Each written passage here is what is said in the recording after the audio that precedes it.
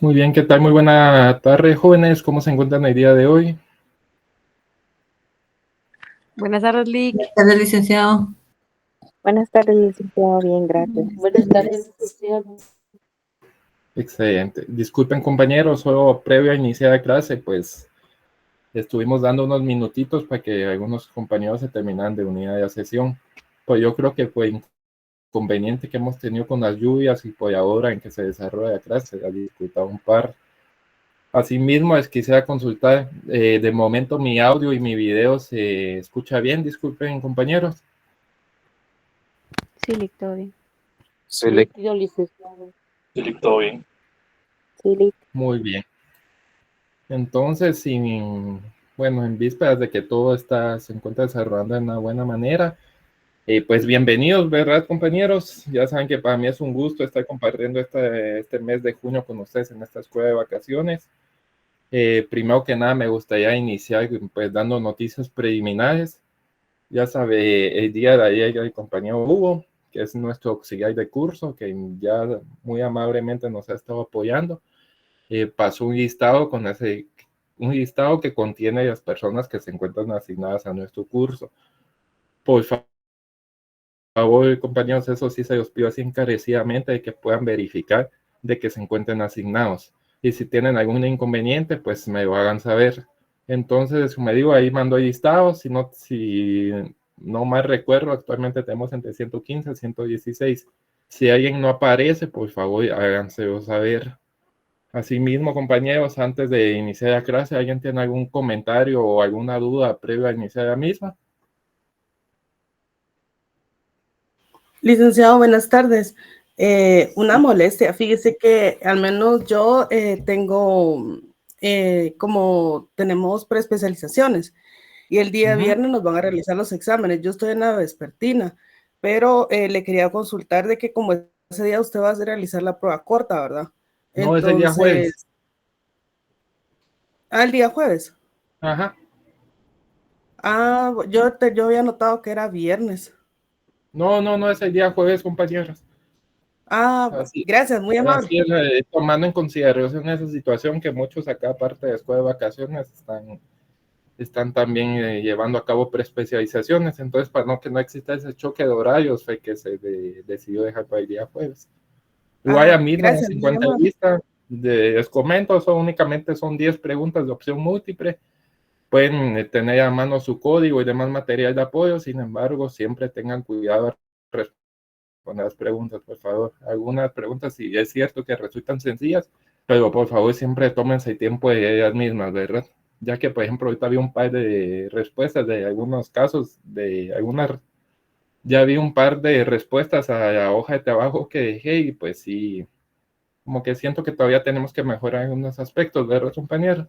Pero como les digo, vamos a tener media hora para llenar, yo considero que es un tiempo prudente, entonces vamos a ver si entre media hora o 40 minutos, y pues es lo único, ¿verdad, compañeros? ¿Hay alguien más con alguna duda o pues? Sí, licenciado, disculpe, como se me cortó la señal, no sé si escuché bien, el examen lo vamos a tener el día jueves. Sí, jueves. ¿En qué horario? Disculpe. En el horario de clases, compañeros, de 6 a 7. De 6 a 7. Ajá. Está ¿Me bien. Muchas gracias, dice? licenciado. A la orden, Enrique. Licenciado, buenas tardes. Disculpe, ¿va a ser por Classroom o presencial? Va a ser por Classroom, vamos a estar subiendo un formulario así de Google. Usted me Bueno. hace el favor de ir llenando cada uno y ahí automáticamente va a desplegar su resultado al finalizar ya mismo. Ok, muchas gracias, Lick. Melissa, no sé si tenías alguna duda. Buenas noches. Esa era mi duda, de que siempre sí nos conectamos a clase, usted nos comparte el formulario y luego de terminarlo nos quedamos siempre en clase o ya. No, fíjese que ese día sí únicamente va a ser evaluación, compañero.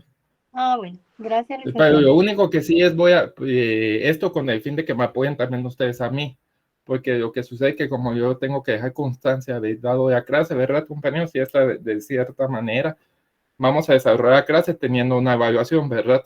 Sin embargo, si van a necesitar que se conecten a la plataforma, por favor. Y una vez finalicen su evaluación, con todo gusto me lo comentan en el enlace, ¿verdad? Igual vamos a estar pasando asistencia ese día.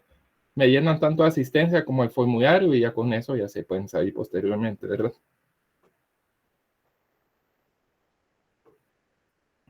¿Alguien más? Katherine, yo creo que vas a participar, ¿no? Buenas tardes, Lick. Fíjese que yo entré un poquito tarde y no logré escuchar bien la información. Únicamente escuché que el día jueves nos evaluamos en horario de clases, ¿verdad? Y no sé si es presencial o virtual. Yo creo que es virtual, ¿verdad? Sí, pero recordemos que es la evaluación de examen corto, ¿verdad, compañeros? Ya prueba de examen parcial propiamente. Es el día sábado y esa sí va a ser presencial. Ya misma va a tener una valoración de 30 puntos. Entonces, sí, les agradecería si puedan ya dar una lectura de los artículos y todo el contenido que hemos visto. Se les agradecería. De acuerdo, gracias, licenciado. Muy bien, compañeros. Entonces, ya dadas las indicaciones para el día jueves, y sin más que agregar, vamos a entrar de lleno con la clase del día de hoy. Naira, disculpa, no sé si me puedes ir presentando el esquema que estuvimos viendo el día de ayer, por favor. Hola, sí, ahorita lo comparto. Gracias. Muy bien, compañeros, estoy haciendo una breve recapitulación de lo que hemos visto desde el primer día de clases hasta el día de hoy. Hemos visto sobre definiciones del derecho procesal penal, su ficha técnica, su relación con otras disciplinas. Hablamos también sobre los sistemas procesales. Hemos hablado también sobre los sujetos procesales. Y en sí, compañeros, desde ayer ya empezamos a ver de lleno el tema de proceso penal. Ahorita estamos viendo la etapa preparatoria, compañeros. Si bien recordamos, el proceso penal se divide en varias etapas. Podemos saber que se divide en la etapa preparatoria, la etapa intermedia, etapa de juicio o debate, y así como de etapa de impugnaciones si hubieran, y posteriormente en su ejecución. Hasta el momento estamos en la etapa de investigación. No hemos avanzado más, compañeros, nos encontramos en la etapa de investigación. Eso quiero que lo tengamos bastante claro. Yo considero que tal vez, primero Dios, esta semana agotamos a llegar hasta la etapa intermedia, compañeros. Vamos a ver cómo se va desarrollando la clase conforme los días. Y pues, como bien mencionamos el día de ayer, ¿verdad, compañeros? Naira, disculpa, no sé si eso me puedas agrandar un poquito más el esquema, disculpa.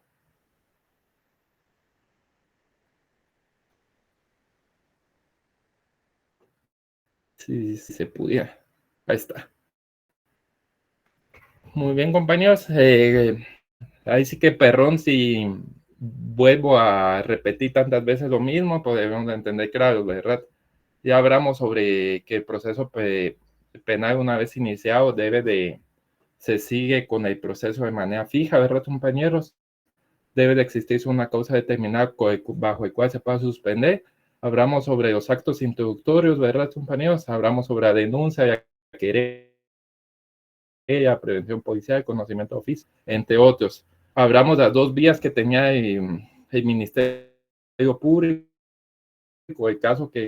o el fiscal que lleva el caso. En el caso que el Ministerio Público no logre indicar que si el hecho es constitutivo de delito, debe proceder con la desestimación del caso. O también debe proceder de la misma manera si existe un obstáculo de la persecución penal. Hablamos de las maneras en que el imputado puede presentarse a su primera declaración, ¿verdad, compañeros? Hablamos de que puede ser a través de que haya sido aprehendido en flagrancia, compañeros. Hablamos de que la flagrancia consiste, como coloquialmente se conoce, cuando alguien es agarrado con las manos en la masa, o entre otras, ¿verdad, compañeros? Hablamos también sobre la citación que puede hacer el Ministerio Público para que el sindicado llegue a su primera declaración. Así también hablamos de que el sindicado puede acudir al Ministerio Público y así se hace efectiva su presentación espontánea. Hasta ahí nos quedamos el día de ayer, si no estoy mal, ¿verdad, compañeros? ¿Alguien me puede confirmar? Muy bien, pues las de reacciones, sí, Sí, Gabriel. licenciado. No, solo quería confirmarle, perdón, de que...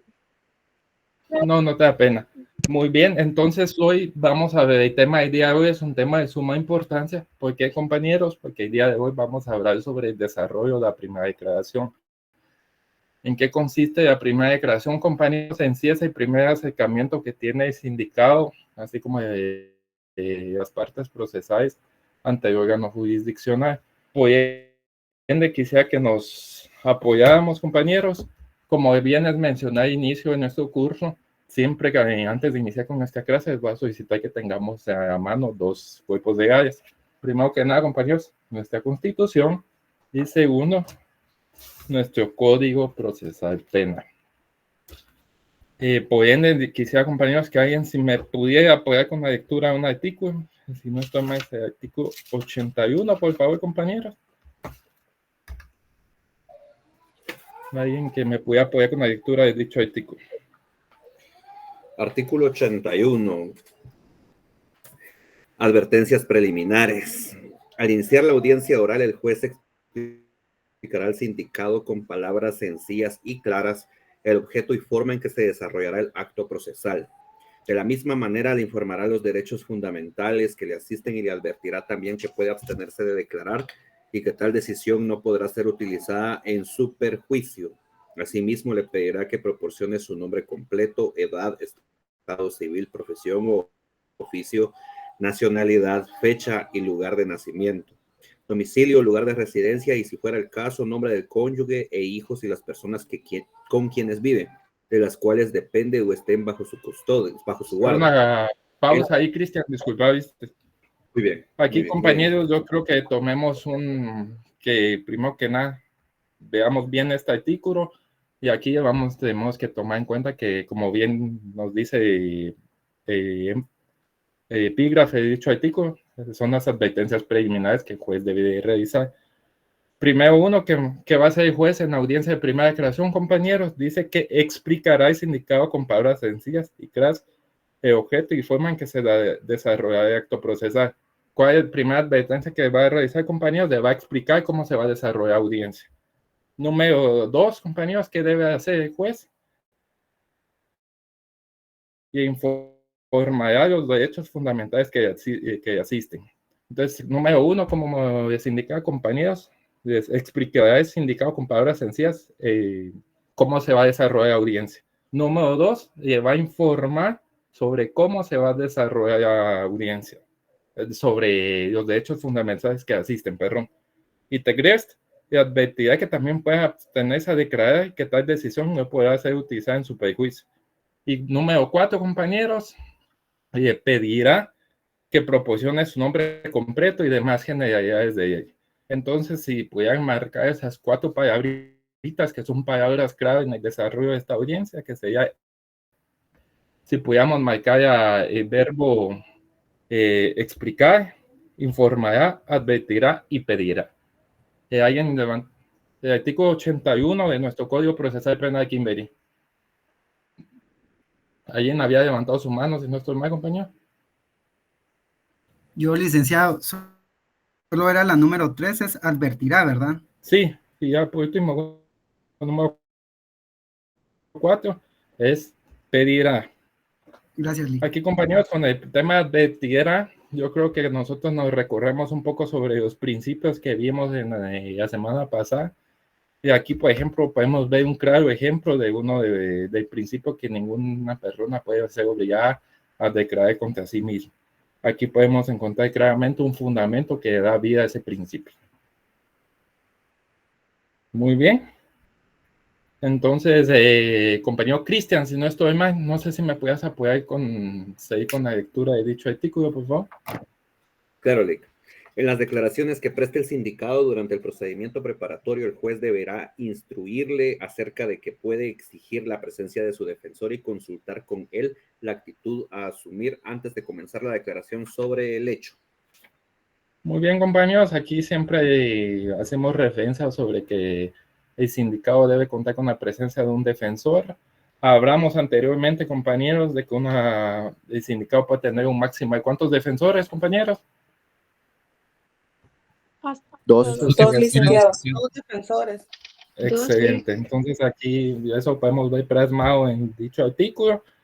Y pues posteriormente quisiera que nos dirigiéramos al artículo 82, por favor, compañeros, que nos habla sobre el desarrollo de audiencia. Aquí, sí, por favor, compañeros, si desean, pueden poner una redacción de artículos y a dicho artículo 82 se pueden poner así con una liñita que pueden ver, así como referencia, ¿verdad, compañeros? Se pueden poner que se dirijan al artículo 9 de la Constitución y al artículo 332, siempre de nuestro Código Procesal Penal. ¿Podría repetir, Lick? Disculpe. Aquí también, compañeros, debemos de entender que... ¿Mande? Es que no escuché. Exactamente, y 9 constitucional. Con ese podemos hacer la redacción del artículo 82. Gracias, Lick. Muy bien, compañeros.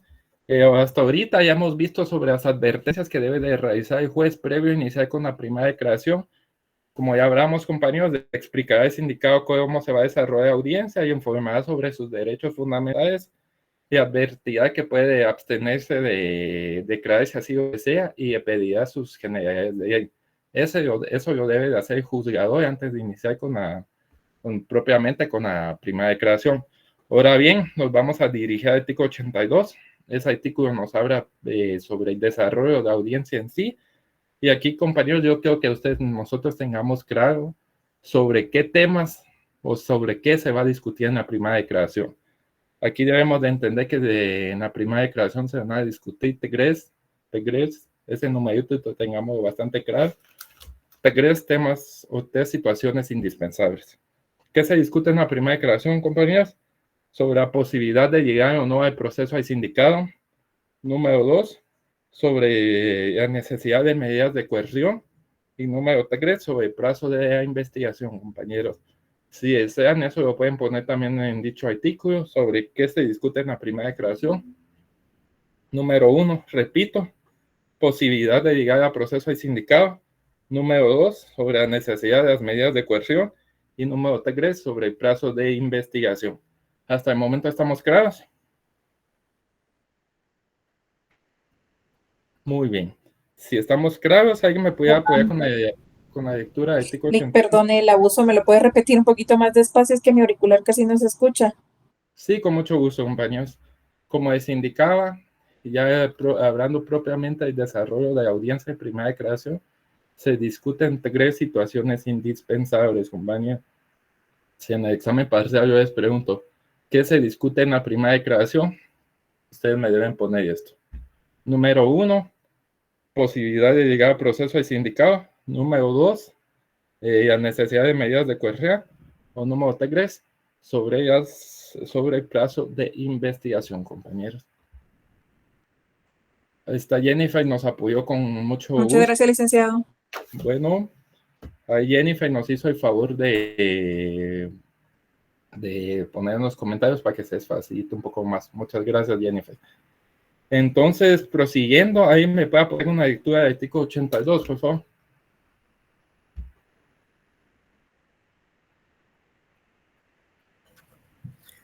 Artículo 82. Desarrollo. La audiencia se desarrollará de conformidad con lo siguiente. 1. El juez concederá la palabra al fiscal para que intime los hechos al sindicado, con todas las circunstancias de tiempo, modo y lugar. Su calificación judicial provisional, disposiciones legales aplicables y descripción de los elementos de convicción existentes. 2. Si hasta ahí, Daniel, de momento hasta ahí. Muy bien. Muchas gracias. Disculpa ahí interrupción, pero vamos a ir desarrollando o vamos a ir desmenuzando este artículo. La verdad es un artículo bastante amplio, entonces lo vamos a ir desmenuzando como que numeral por numeral. Primero que nada nos dice el numeral número 1, ¿verdad, compañeros? ¿Cómo empieza la audiencia? El juez le concede la palabra al fiscal. Eso nos indica que en la primera declaración el primero que habla es el fiscal. Y número 1, que hace el fiscal, compañeros, y hace una intimación de hechos. ¿En qué consiste la intimación de hechos, compañeros? La intimación de hechos es hace una breve referencia a cómo ocurrió el hecho delictivo. Por eso nos dice que con todas las circunstancias de tiempo, modo y lugar. Eso, compañeros, es el apartado de tiempo, modo y lugar. Yo quiero que tomemos sumamente importancia. ¿Por qué? Porque si no tenemos alguna de esas tres características, inmediatamente el juez nos va, como abogados defensores, nos puede beneficiar, ¿verdad, compañeros? Ya que va a dictar el proceso con una falta de mérito. Pues si vamos a un momento a ser fiscales, esas tres situaciones siempre las debemos de tener presentes. Las circunstancias de tiempo, modo y lugar. Tiempo, compañeros, a qué hora sucedió el hecho delictivo, modo, bajo qué circunstancias, si lo mató con arma de fuego, con arma cortopunzante, etc. Y lugar, en qué lugar se dio, en la zona 1 o en cualquier otra circunstancia, ¿verdad, compañeros? También nos habla sobre que debe dar una calificación jurídica provisional. ¿A qué hace referencia a calificación jurídica provisional, compañeros? En sí, sobre qué delito cometió. Hasta ahí estamos claros. Por ejemplo, si se presume que le dio muerta a una persona, ¿qué delito le puede imputar? Ya sea pues que ya imputa el delito de asesinato, homicidio, entre otros. Así como las disposiciones legales aplicables y descripción de los elementos de convicción existentes. Recorremos, compañeros, de que hasta en esta etapa procesal nosotros no tenemos, cuando nosotros hablamos de medios, aquí no tenemos todavía medios de prueba, ya que no hemos pasado por esa audiencia, sino que nosotros que tenemos, compañeros, tenemos elementos de convicción. Entonces, en esta etapa procesal es correcto que se denomina la prueba como elementos de convicción, ¿verdad, compañeros?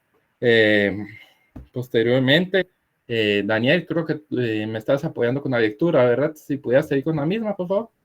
Sí, licenciado, con mucho gusto. 2. Si el sindicado acepta declarar, el juez le dará el tiempo para que lo haga libremente. Excelente. Aquí únicamente, compañeros, nos habla sobre cómo aquí el sindicado tiene 2 vías, ¿verdad? Puede declarar si así lo desea, o puede también ejercer su derecho de abstenerse a declarar si así lo desea también, ¿verdad, compañeros? No es obligación, no es obligatorio que el sindicado declare si no es de su voluntad. Por favor, Daniel. 3. Después de declarar, el sindicado puede ser sometido al interrogatorio legal del fiscal y del defensor.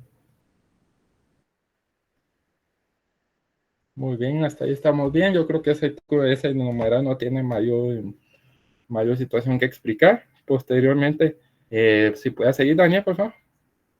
4. El juez concederá la palabra al fiscal y al defensor para que demuestren y argumenten sobre la posibilidad de ligarlo a proceso, debiendo resolver en forma inmediata. Muy bien, compañeros. Aquí es otro aspecto de este numeral, tiene suma importancia.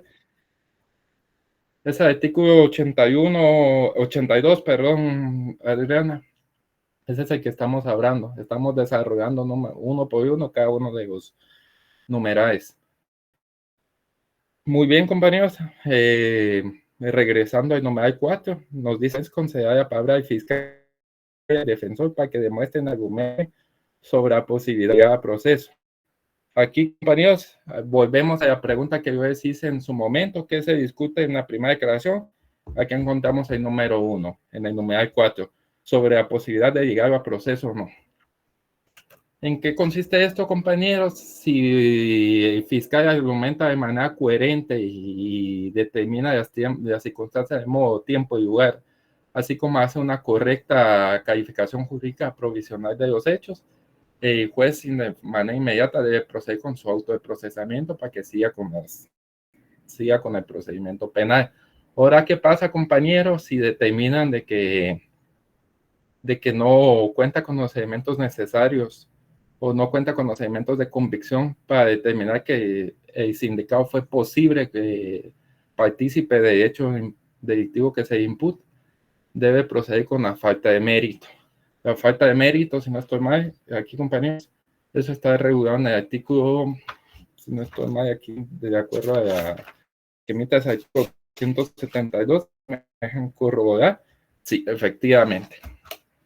Si nos pudiéramos dirigir al artículo 272, compa, si alguien me pudiera dar lectura a ese artículo.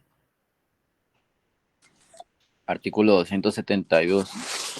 Falta de mérito. Si no concurren los presupuestos para dictar auto de prisión preventiva, el tribunal declarará la falta de mérito y no aplicará ninguna medida de coerción, salvo que fuera absolutamente imprescindible para evitar el peligro de fuga o de obstaculización para la averiguación de la verdad, caso en el cual solo podrá ordenar alguna de las medidas previstas de sustitución de prisión preventiva. Muy bien. Entonces, ahí estamos claros, compañeros. ¿Qué sucede si no se logran determinadas circunstancias de modo, tiempo y lugar o no cuenta con los elementos de convicción necesarios? El juez debe dictar falta de mérito. La falta de mérito te finaliza el proceso de manera provisional, compañeros.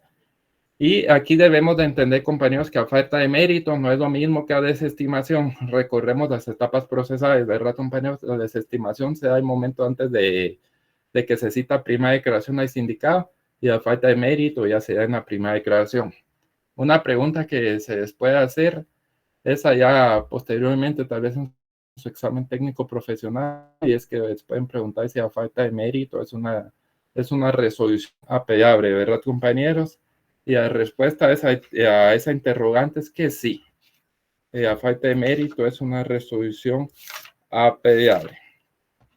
Muy bien, compañeros. Entonces nos vamos a dirigir nuevamente a nuestro artículo 82, si fueran tan amables.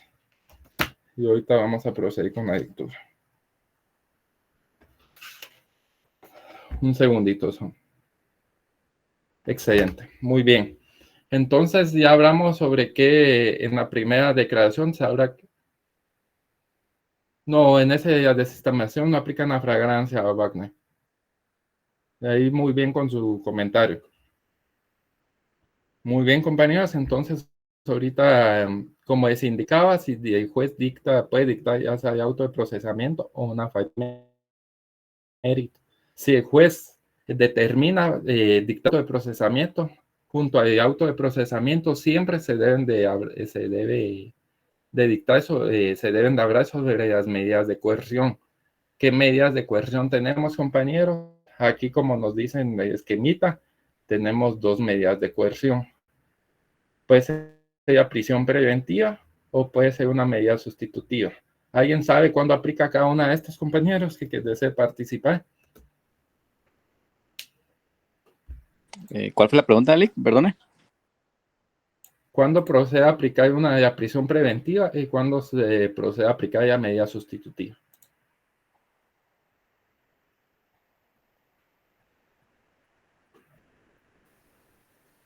Por el tipo de ¿Alguien que delito, ¿no? desee? Licenciado, podría ser cuando hay riesgo de fuga o obstaculización de la persecución penal, la prisión preventiva. Exacto. Ahí está. ¿Cuándo?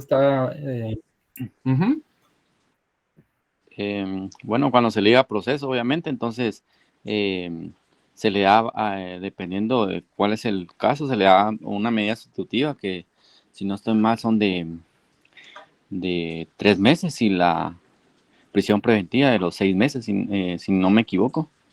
Eso sí, se liga al proceso a la persona para la investigación. ¿Alguien más desea participar? Que vi que también levantó su mano. Vaya, y creo que también deseas participar. Sí, no, solo era eso que el compañero lo dijo al revés, porque la medida sustitutiva es de 6 meses y la preventiva de 3. Exactamente, ahí estás muy bien, Valle, con tu comentario.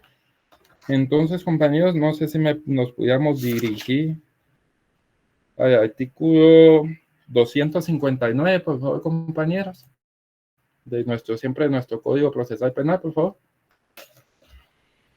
259. Prisión preventiva. Se podrá ordenar la prisión preventiva después de oír al sindicado cuando medie información sobre la existencia de un hecho punible y motivos racionales suficientes para creer que el sindicado lo ha cometido o participado en él. La libertad no debe restringirse sino en los límites absolutamente indispensables para asegurar la presencia del imputado en el proceso. Muy bien, compañeros, de acuerdo a la teoría, ¿verdad? Porque ya sabemos que en la práctica es una realidad totalmente distinta. Pues se entendería que la prisión preventiva solo debería de aplicarse de manera extraordinaria y solo para garantizar que no exista un peligro de fuga. Sin embargo, ya vimos de que pues en la práctica ya muchos tribunales y demás órganos jurisdiccionales han abusado de esta medida de coerción, ya que prácticamente pues, hasta por delitos que no ameritan dicha situación dictan prisión preventiva. Sin embargo, como nos dice este artículo, ¿verdad, compañeros? Solo debería de realizarse en casos absolutamente indispensables. ¿Y en qué casos, compañeros? Para asegurar la presencia de imputado en el proceso. Aquí nos dice el artículo 261, ese también tomemos de sumamente importancia, que nos indica cuándo no procede una medida, cuándo no procede la prisión preventiva. ¿Alguien que me desea apoyar con ese artículo, por favor?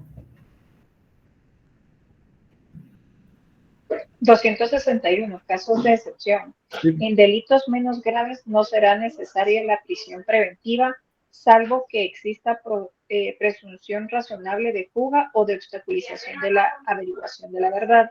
No se podrá ordenar la prisión preventiva en los delitos que no tengan prevista pena privativa de libertad o cuando, en el caso concreto, no se espera dicha sanción.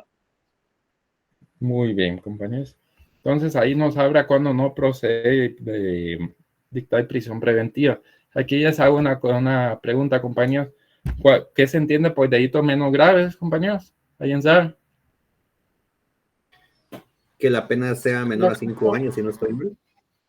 Excelente, Cristian. Ahí muy acertado su comentario.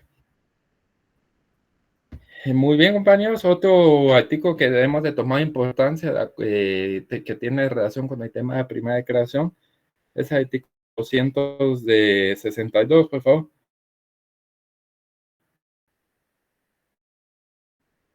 Que nos indica que... ¿Alguien que me pueda apoyar con ese artículo, por favor?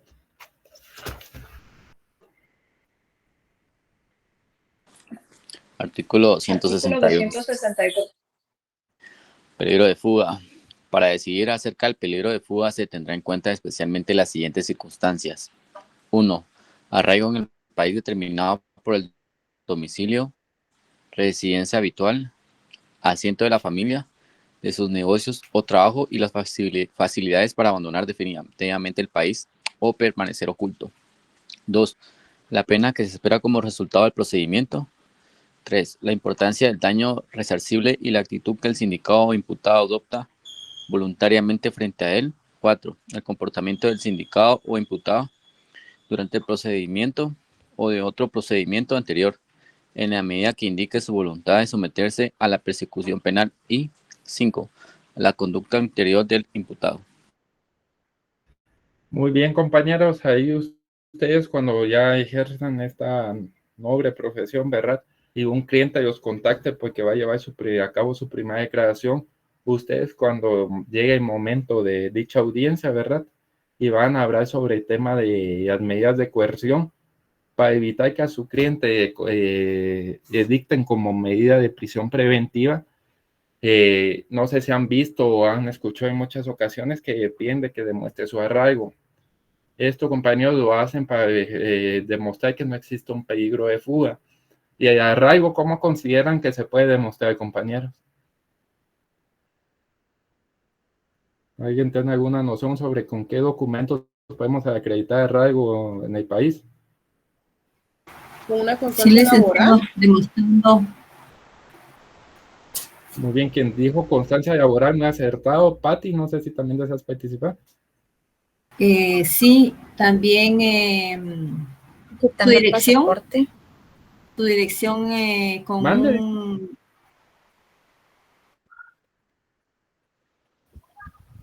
Licenciado, ¿podría ser también un contrato de arrendamiento? Excelente, eso es muy acertado, un contrato de arrendamiento, ya que eso nos demuestra que tiene residencia en el país. Podemos hablar también de constancias laborales, podemos hablar de cartas de recomendación, así como podemos hablar sobre antecedentes, ¿verdad, compañeros? Entonces, de esa manera podemos acreditar. Perdón. ¿Mande? Las patentes de comercio también funcionarían. Si Ah, es sí, propietario si del la negocio. persona fuera comerciante o fuera dueño de un establecimiento, también aplica. Así, Kimberly, muchas gracias por tu observación. Hugo, disculpa, no sé si te encuentras presente. Sí, Lick, aquí estoy. Y si me puedes apoyar ahí con la asistencia, por favor. Hoy te agradezco mucho por tu recordatorio, Kimberly. ¿Sí, Melissa? Hoy sería de desarrollo de tema de creación. ¿Sí, Melissa? Disculpa.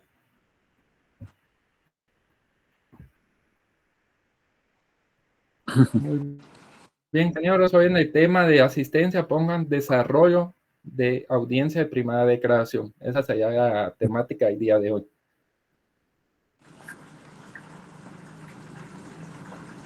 Vamos a ver, como hemos acostumbrado, unos 2 minutitos para que terminen de llenar su asistencia sin ningún tipo de inconveniente. Vamos a proceder con la clase.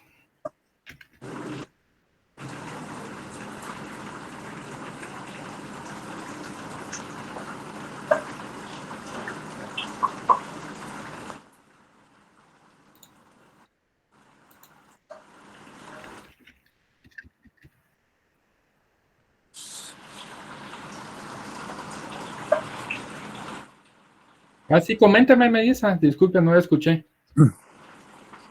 No, perdón, Lick, solo era para preguntar el tema para la asistencia. Gracias, perdone. Muy bien, muy bien. Muy bien, compañeros. Yo creo que ya dimos un tiempo algo prudente para que puedan llenar su asistencia sin ningún tipo de inconveniente.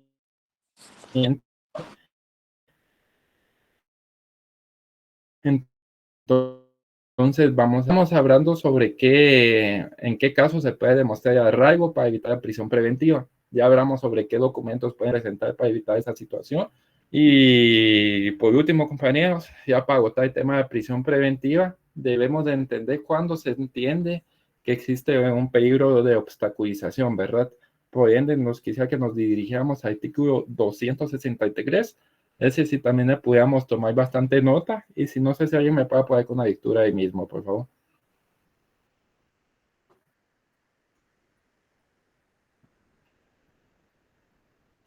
Artículo 263. Peligro de obstaculización.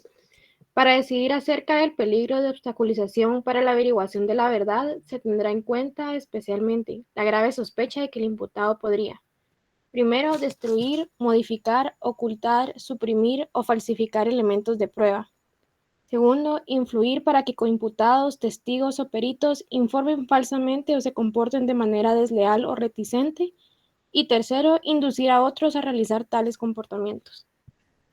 Muy bien, compañeros, ahí nos habla de situaciones en que se entiende que existe peligro de obstaculización.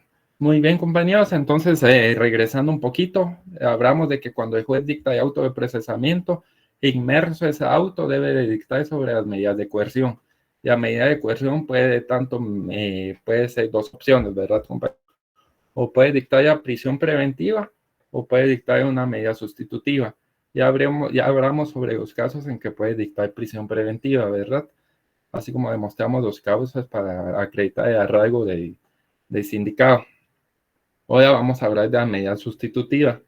Aquí, compañeros, debemos de entender cuáles son las medidas que se consideran sustitutivas, y las mismas se encuentran reguladas en el artículo 264.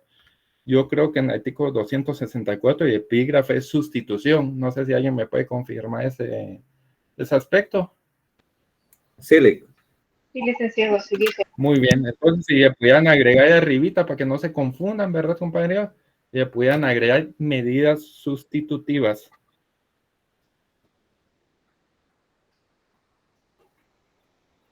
Entonces, una vez agregado esa pequeña anotación, no sé si alguien me puede apoyar con la lectura de dicho artículo, por favor. Claro, Lick. Artículo 164, sustitución, medida sustitutiva. Siempre que el peligro de fuga o de obstaculización para la averiguación de la verdad pueda ser razonablemente evitando por la aplicación de otra medida menos grave para el imputado, el juez o tribunal competente de oficio podrá imponerle alguna o varias de las medidas siguientes. 1. El arresto domiciliario en su propio domicilio o residencia o en custodia de otra persona sin vigilancia alguna o con la que el tribunal disponga. Solo si desea acompañar, compañero, disculpe, vamos a ir igualmente que con el artículo 82, vamos a seguir haciendo pequeñas observaciones sobre cada inciso. Por ejemplo, compañeros, aquí no sé si donde dicen o tribunal competente o de oficio, esto, las medidas sustitutivas las puede solicitar alguna de las partes, ya sea el Ministerio Público, que usualmente el Ministerio Público no lo va a hacer, ¿verdad, compañeros? Ya que el Ministerio Público, su función es acusar, y la mayoría de veces tienen la instrucción de que siempre dice pues a prisión preventiva. Ustedes como abogados defensores de su cliente, ¿verdad?, son los que tienen que velar porque ese cliente salga favorecido a través de una medida sustitutiva.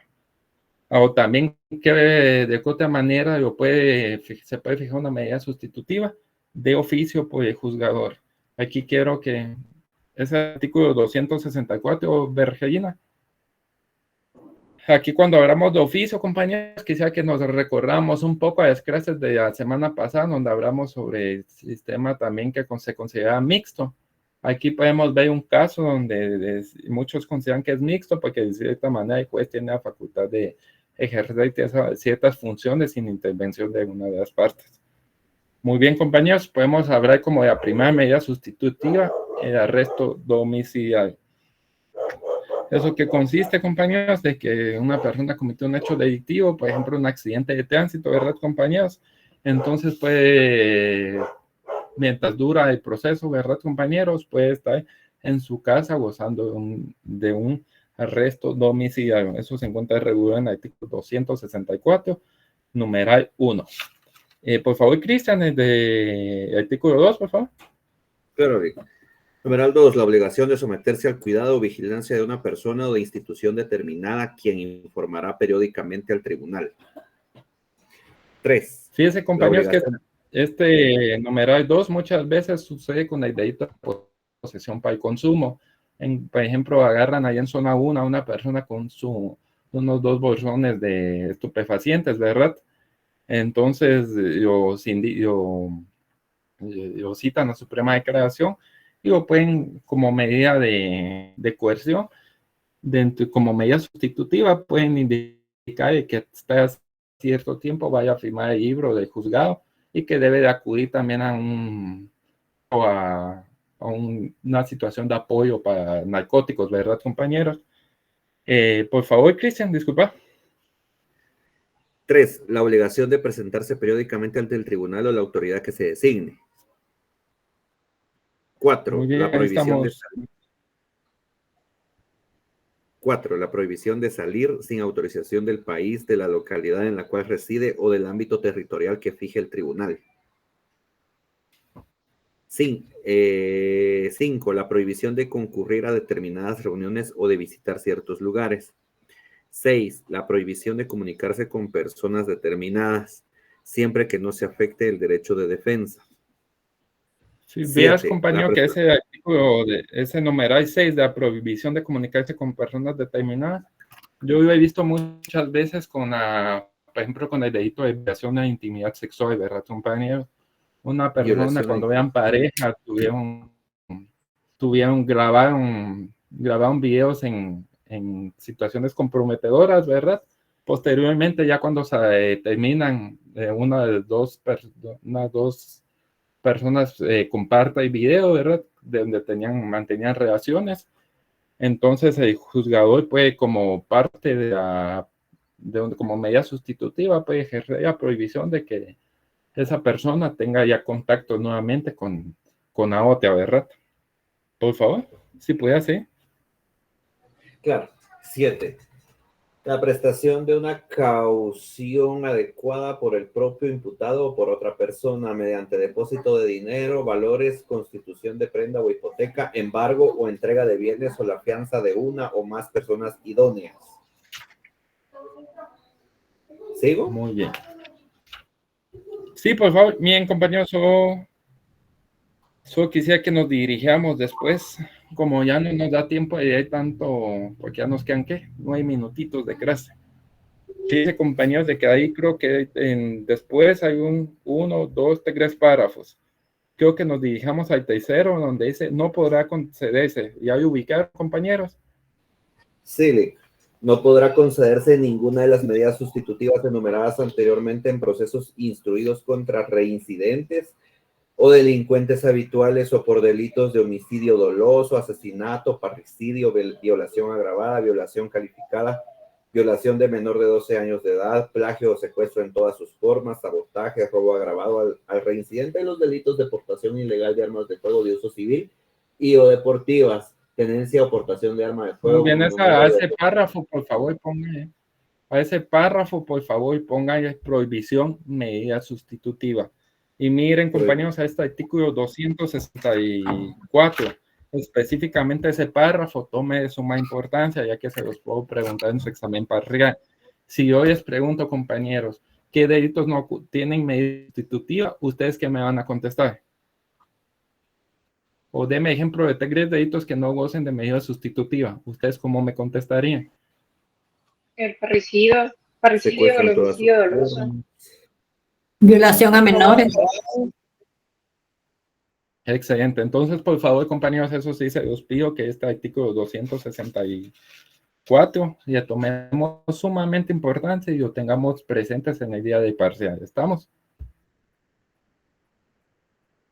Muy bien. Si estamos, sí, entonces, otro situación donde no se puede favorecer con una medida sustitutiva de las establecidas es en los instruidos contra prácticamente en los delitos de régimen tributario. ¿Cuáles son los delitos contra el régimen tributario, compañeros? Entendemos la defraudación tributaria, defraudación aduanera y contrabando aduanero. Esos tienen como bien jurídico tutelado de administración el régimen tributario del país, ¿verdad?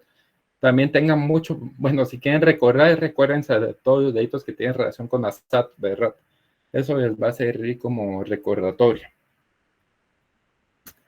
Entonces, compañeros, fíjense, ahorita les voy a dar una breve explicación de cómo se desarrolla, cómo vamos a finalizar la audiencia, porque ya por tiempo, sin embargo, mañana vamos a recapitular sobre este aspecto. Muy bien, después de que el juez dicta la medida de coerción, de la cual puede ser una medida sustitutiva o puede ser la prisión preventiva, va a hablar sobre el plazo de investigación. Ahí, compañeros, la investigación va a variar de conformidad con la medida de coerción que se haya adoptado. Si se dictó como medida de coerción la prisión preventiva, el plazo de investigación, solo disculpan ahí, la puedes alejar un poquito ya en la pantalla, por favor.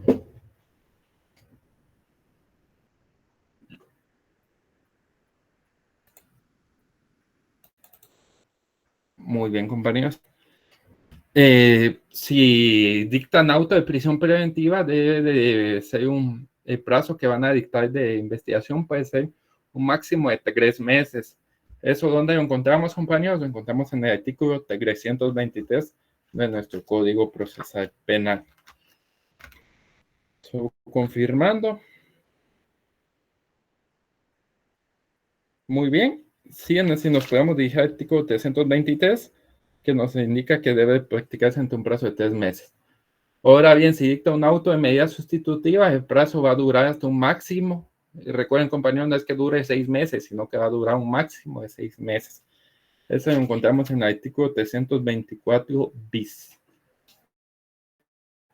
¿Y qué es lo último que se discute en la audiencia de primera creación, compañeros? Después de fijar día y hora para el plazo de investigación, se señala el día y hora para la audiencia de etapa intermedia, la cual debe ser dentro de un plazo no menor de 10 días ni mayor a 15 días. Eso lo encontramos dentro de nuestro artículo 82 que estábamos leyendo al inicio de la clase. Y con eso finalizaríamos el tema de la etapa intermedia. Hasta el momento, ¿alguna duda, compañeros?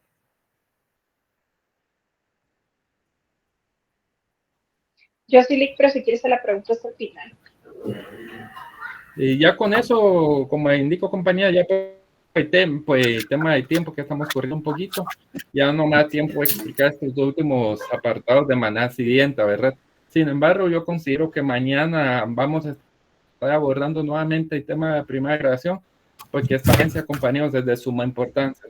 Yo creo que la tengamos bastante clara, que la tengamos bastante presente, miremos todas las incidencias.